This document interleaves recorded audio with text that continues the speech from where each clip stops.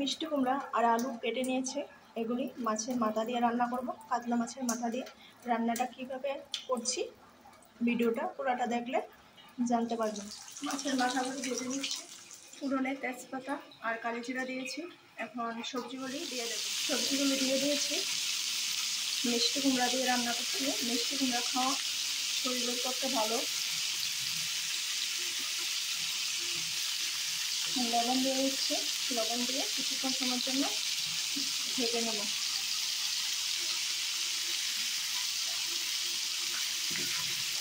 তরকারির মধ্যে মশলা দিয়ে দিয়েছি, হলুদ, জিরে আর লঙ্কার গুঁড়ো দিয়ে দিয়েছি।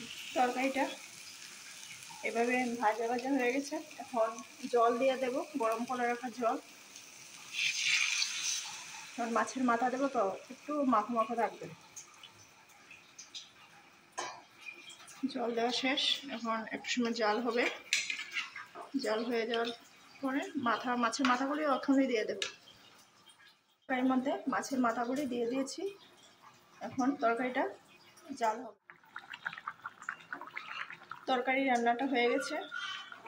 কুমড়াগুলি কিছু ভেঙে গুঁড়ো করে দিয়েছি, তাহলে টেস্টটা ভালো আসে। তরকারিটা একটু মিষ্টি মিষ্টিও লাগবে। আমি কিন্তু চিনি দিইনি, তারপরও কুমড়াটাই মিষ্টি,